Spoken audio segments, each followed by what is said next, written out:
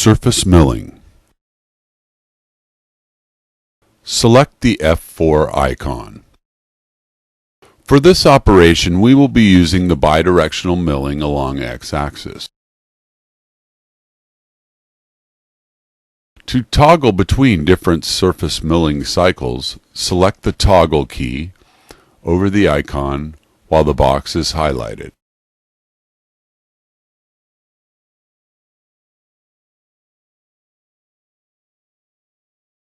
Define your part.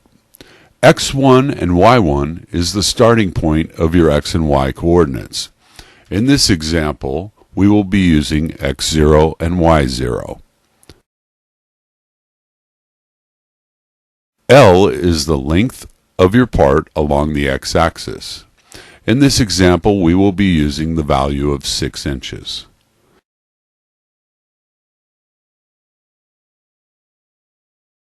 H is the height of your part along the y-axis. In this example, we will be using the value of -4 inches. E is the amount the tool will overshoot the program part after it has reached its destination. In this example, we will be using the value of 1. You will notice that as we cursor through the value fields, the corresponding letters will be highlighted on the graphic to the left.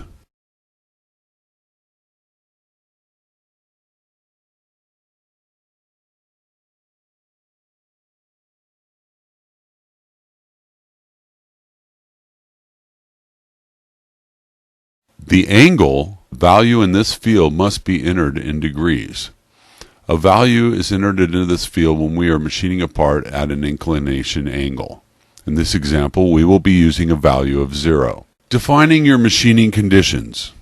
ZS is your safety distance. This is the amount your tool will be above your starting point before starting its operation. In this example, we will be using a value of 0.1 inches. Z is the starting point on the z-axis. In this example, we will be using a value of 0.01 inches. P.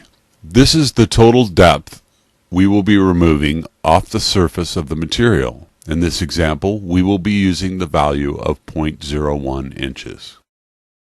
I is the amount we will be removing off the surface of the material per pass. In this example, we will be using the value of 0.01, meaning it will only take one pass to get to its final depth.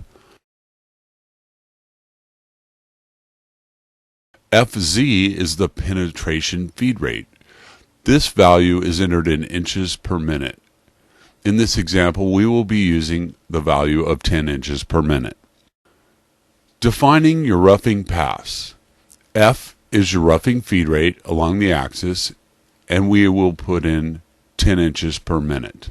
S is the spindle speed, and we are using a spindle speed of 1000 RPM. Select your spindle direction.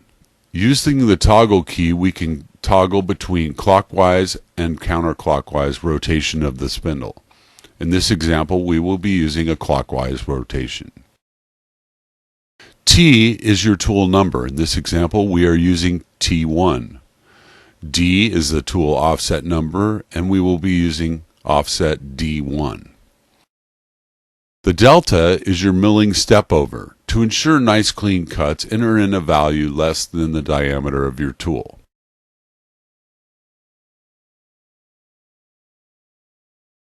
Finally, select the corner you would like to begin milling. To toggle between options, push the toggle key. In this example, we will be beginning in the upper left corner.